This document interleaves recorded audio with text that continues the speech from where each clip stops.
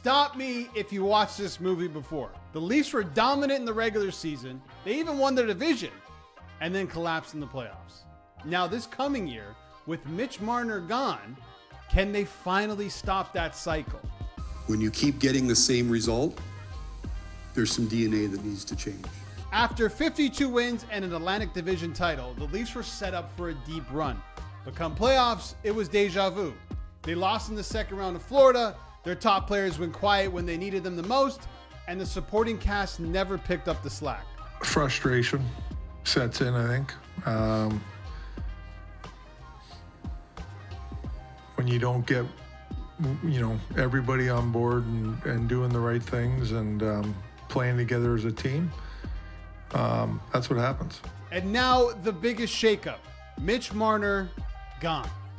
After 9 seasons and over 700 points, he's off to Vegas in a sign and trade. And that leaves a massive hole alongside Matthews. And suddenly the big question is, who's going to fill it? Obviously, Mitch was a top 6 forward, and we haven't replaced that hole. I think we've been real busy and we're able to get some good work done leading up to today. But that's really where our focus is moving forward. And the changes didn't stop there. Brendan Shanahan is no longer with the team. After being president since 2014, his contract was not renewed. And that's not really a surprise. He was in Toronto for 11 seasons and only has 2 playoff series wins to show for it. From my view, Brendan did a lot of good things here. He did a lot of good things with the Toronto Maple Leafs. I think he built a real solid foundation.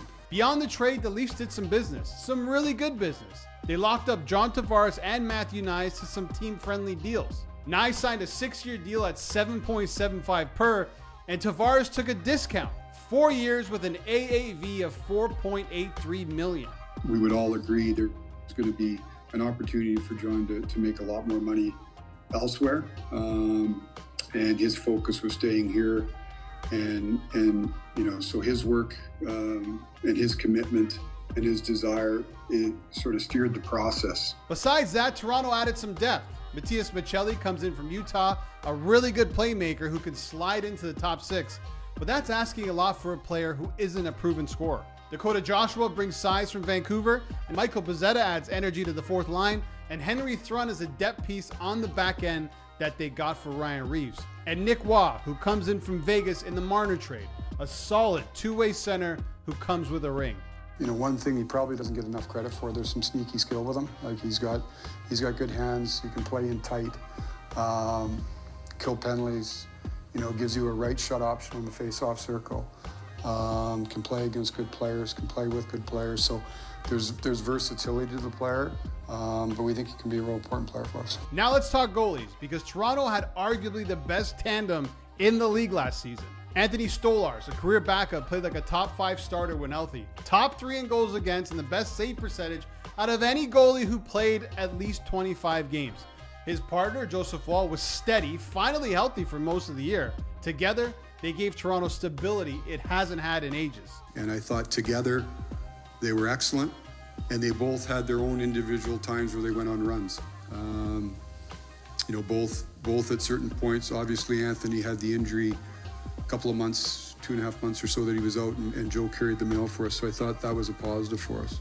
But there's a catch. Stolarz is in the final year of his deal at $2.5 million. The Leafs will have to make a decision on whether to resign him and how much to pay, which could reshape their goalie situation for years. If he performs again, it might cost big. Woll, on the other hand, has 2 years left on his deal, and Dennis Hildeby is an intriguing third option. All eyes will be on the crease in Toronto once again, and the question will be, can this duo deliver another stellar season? And here's the real story heading into next season. Austin Matthews. He's still the best player on the team, but the pressure's on him like never before. Marner's gone, so Matthews has to carry that top line, drive the offense, and keep Toronto competitive.